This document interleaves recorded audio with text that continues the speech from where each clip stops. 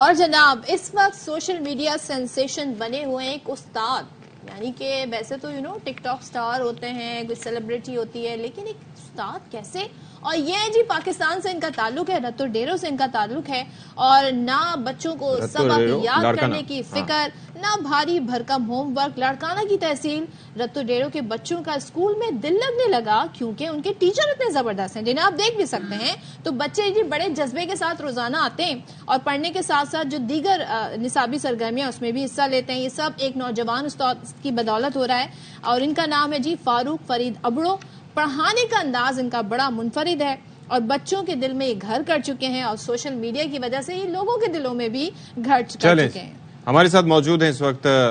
Farooq Farid Abro. Thank you so much for joining اس فاروق۔ مجھے بڑا اچھا لگا، وہ آج سے کچھ دن پہلے ہم ڈسکس کر رہے تھے کہ لرننگ وداؤٹ برڈن، تو یہ ایک بڑا ضروری ہے کہ بستے بھی کم ہوں اور زیادہ رٹافیکیشن بھی نہ ہو، لیکن آپ کا بڑا منفرد طریقہ ہے، تو یہ آئیڈیا آپ کو کیسے آیا کہ یہ کرنا چاہیے؟ بسم اللہ الرحمن الرحیم، thank you so much for your coverage. اصل میں دیکھیں میں بھی انہی اسکول میں پڑھا ہوا ہوں اور میں نے اندرون سندھ کے سرکاری اسکولوں میں سے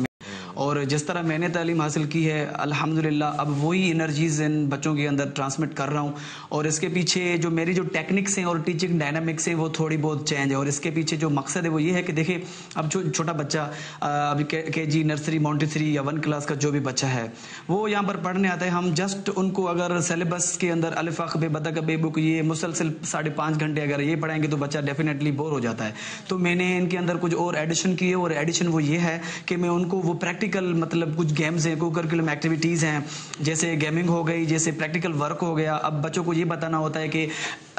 مطلب ای فار آئی، اب آئی کیا ہوتا ہے، اور بچوں کو یہ بتانا این فار نوز، نوز کیا ہوتا ہے، پارٹس آف باڈی وغیرہ۔ تو میں ان کو جو بھی کام ہوتا ہے سیلیبس کے اندر سے وہ پریکٹیکلی کرواتا ہوں۔ اور ماشاءاللہ بچے بڑے خوش نظر آ رہے ہیں، مطلب ایسی کلاس میں ہنستے مسکراتے، مجھے یاد ہے ہم تو یوں بیٹھے رہتے تھے۔ اچھا تو مجھے بتائیں آپ کون سے مضمون پڑھاتے ہیں اور رسپانس ویسے بچوں کا ہے کیا، کہتے کیا ہیں؟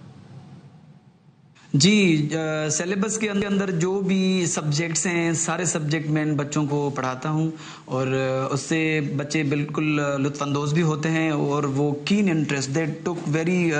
گڈ انٹرسٹ ان اسٹڈی، کیونکہ جب تک ہم بچوں کے اندر انفارمیٹیو انفو نہیں دیتے میں سمجھتا ہوں بچہ اسکول کو اسکول ہی سمجھتا ہے۔ میرے پڑھانے کا جو مقصد ہے سارے سبجیکٹ پریکٹیکلی، اس سے بچے جو ہے نا اور کلوز ہوتے ہیں اور ان کو کچھ نیا سیکھنے کو ملتا ہے، تو بچے بہت انٹرسٹ لے رہے ہیں اور ڈیفینیٹلی اپنے گھر کے بعد اسکول کو دوسرا گھر سمجھ کر وہ یہاں پر دوڑے چلے آتے ہیں۔ اچھا جس سارے اسکول میں آپ پڑھا رہے ہیں وہاں پر ظاہر اور اساتذہ بھی ہوں گے، ان کا موقف کیا ہے آپ کو دیکھ کے، آپ کے طریقے پڑھائی کو؟ وہ چاہتے ہیں کہ وہ بھی آپ کی طرح پڑھائیں؟